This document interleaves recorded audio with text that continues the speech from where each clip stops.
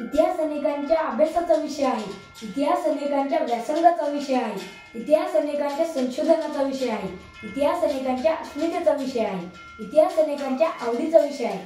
परंतु हा इतिहास ज्या मातीत घडला, ज्या माणसांनी घडवला, त्या माणसांबद्दल आज मी कैवल्य योगेश कोळकर माझे मत व्यक्त करत आहे. ज्या माणसांनी हा इतिहास घडवला ती माणसं असतात आभाळाच्या उंचीची, ती माती असते तुळशीसारखी पवित्र. म्हणूनच आपण सर्व भाग्यवान आहोत की आपला जन्म या मातीत झाला. आज 400 वर्ष झाली. कित्येकांनी प्रयत्न केला हा इतिहास पुसण्याचा, पण आपल्या डोक्यातून हा इतिहास कुणीही पुसू शकलो नाही. त्याचं कारणही तसंच आहे. ज्यांनी हा इतिहास घडवला त्यांचं नाव छत्रपती शिवाजी महाराज, ज्यांनी या मातीसाठी, इथल्या प्रजेसाठी स्वराज्य निर्माण करण्याचे कार्य हाती घेतले आणि ते पूर्णत्वास नेले. स्वराज्य निर्माण करणे ही साधी सोपी गोष्ट नव्हती, पण माझ्या राजानं, माँसाहेबांनी उराशी बाळगलेलं हे स्वप्न लिलया पेललं. अपुरं मनुष्यबळ, अपुरी साधन सामग्री ही बाब महाराजांनी हेरली आणि त्याप्रमाणे नियोजन सुरू केले. साथ लाभली ती माँसाहेब जिजाऊंची. महाराजांनी एक एक मावळा आपला करत सैन्यबळ तयार करण्याचे काम सर्वप्रथम हाती घेतले. हे स्वराज्य निर्माण करण्यासाठी हत्तीच्या ताकदीची एक एक माणसं हेरली. संख्येने आपल्यापेक्षा कित्येक पटीने जास्त असणाऱ्या मुघल सल्तनतला जेरी सांडण्यासाठी कित्येक चतुर आणि बुद्धिमान मावळे तयार केले. या सर्वांच्या बळावर महाराजांनी स्वराज्याचे पहिले तोरण बांधायचे ठरवले आणि पहिला किल्ला निवडला तोरणागड आणि सुरू झाला हिंदवी स्वराज्य स्थापनेचा प्रवास. सह्याद्रीच्या दऱ्याखोऱ्यात पाय वाटा तुडवत त्यांनी बाण मावळी पोरं सोबत घेऊन फिरत असताना 1645 साली एक विलक्षण घटना घडली. ती म्हणजे या प्रजेला गुलामगिरीतून मुक्त करण्यासाठी सर्व मावळ्यांच्या सोबतीने रायरेश्वराच्या साक्षीने स्वराज्य स्थापनेची शपथ घेतली आणि तिथून पुढे सुरू झाला स्वराज्य निर्मितीचा झपाटा.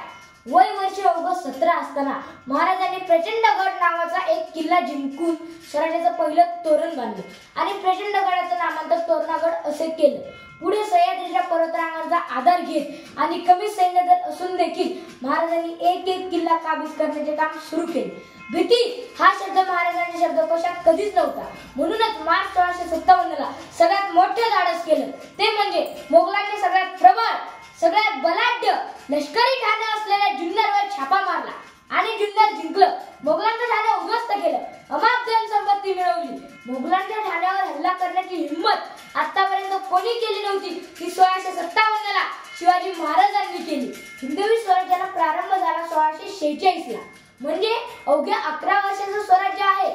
महाराज धाडस केवढं प्रचंड करतात ते मोगलांच्या ठाण्यावर हल्ला करणं. महाराजांचं सैन्यबळ किती आहे त्यावेळी तर फक्त 20,000 आणि औरंगजेबाचं 9 लाख. महाराजांचं उत्पन्न किती आहे त्यावेळी तर अत्यल्प.